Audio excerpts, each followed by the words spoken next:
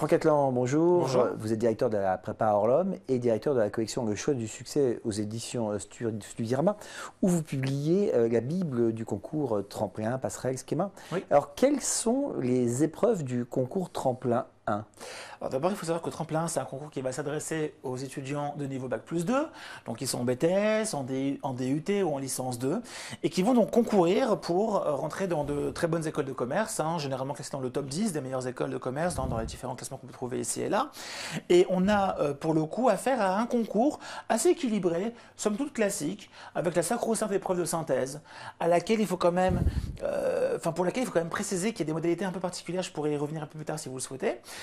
Donc synthèse, une épreuve ensuite de tâche 2, qui est, on va dire, l'épreuve phare du concours Tremplin, qui est une épreuve de test avec de la logique, du calcul et de la mémorisation de texte. D'ailleurs, on a écrit une Bible du tâche 2 qui traite spécifiquement du tâche 2 et qui est aujourd'hui la vente numéro 1 sur le tâche 2 dans le commerce. C'est un ouvrage complet avec beaucoup de cours, beaucoup de tests blancs pour s'entraîner. Une troisième épreuve d'anglais, qui est évidemment l'épreuve incontournable des concours d'entrée aux grandes écoles. Et c'est déjà beaucoup, parce qu'on a quand même affaire à 3 épreuves qu'il va falloir apprivoiser, dompter, alors qu'on est en BTS et qu'on a un examen à passer, qu'on est en licence et que la licence 2, comme vous le savez, c'est souvent une licence un petit peu piège, parce qu'il y a quand même beaucoup d'attentes au niveau des universités sur les licences 2. Et lorsqu'on est en DUT, c'est pas non plus une partie de plaisir que de trouver du temps pour se préparer correctement à ces 3 différentes épreuves. Alors, des conseils justement pour réussir ces épreuves? Oui, je crois qu'il va falloir mobiliser du temps pour ces épreuves-là. C'est pas facile.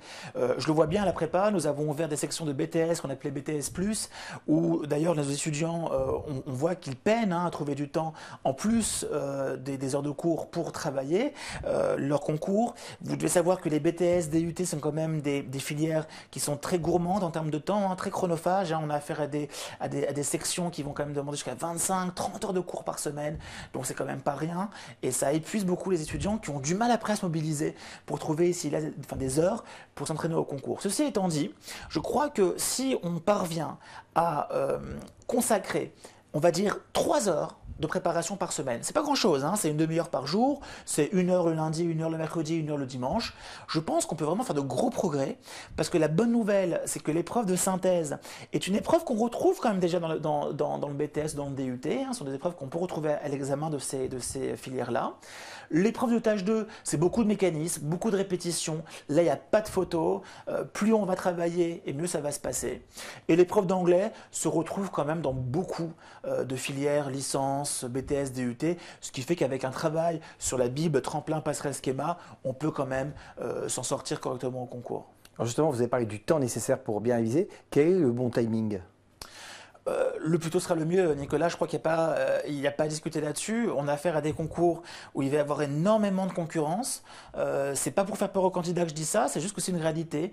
Je crois que ceux qui souhaitent aujourd'hui intégrer les meilleures écoles, ils doivent savoir qu'il n'est pas question qu'ils aient un traitement faveur par rapport à ceux qui sont en prépa. Vous devez savoir que ceux qui sont en prépa concourent aussi pour Écricom, donc ce sont des personnes qui vont aussi vouloir rentrer dans les écoles du concours Écricom. Donc aujourd'hui, les jurys attendent des candidats qui sont en BTS, DUT et licence, une qualité au niveau de leur performance à l'écrit et à l'oral, c'est-à-dire que la barre souvent est très haute au niveau des admissibilités, donc il faut de bonnes notes à l'écrit, et généralement en dessous d'un 13, 14 et demi de moyenne à l'écrit. En dessous de ça, on va vraiment avoir du mal à être admis dans les meilleures écoles de ce concours. Et si je puis me permettre, je crois qu'aujourd'hui, il faut se dire que plus tôt on va s'y mettre, mieux ce sera, avec quand même une accélération de la préparation autour du mois de février-mars, vraiment à la veille des concours, avec, je pense, un timing qui doit aller chercher bien 5 à 6 heures par semaine, car la synthèse dure déjà 3 heures pour Tremplin 1, et une synthèse Tremplin 1, elle ne se prépare pas en faisant une demi-heure, elle se prépare en y consacrant 3 vraies heures sur une vraie annale, et après il faut encore chercher 1 heure en anglais, 1 heure en tâche 2, ça prend du temps tout ça malgré tout. Une astuce à connaître pour réussir Tremplin? Oui, le tâche 2, c'est une épreuve qui est extrêmement qui offre beaucoup de récompenses, si je puis dire. C'est une épreuve en fait où on va vraiment aller chercher des techniques qui sont aujourd'hui consignées dans le cadre de l'ouvrage de la Bible du Tâche 2 ou dans la Bible Tremplin, Passerelle, Schéma. Plus on va travailler son cours de calcul, son cours de logique, et plus on va s'entraîner sur les annales du concours, du Tâche 2, et plus on va répéter la préparation sur ces épreuves-là, et meilleur sera le score. Or, vous devez savoir que le Tâche 2 pèse quand même un tiers de la note en termes de coefficient. Ça peut même être plus pour certaines écoles qui vont généralement encore donner plus de poids au Tâche 2. Et je crois que si on doit faire la différence au niveau de ces trois épreuves que sont la synthèse, l'anglais et le Tâche 2, c'est sur le Tâche 2 où la marge de progression peut être vraiment énorme. Franck Atlan, merci.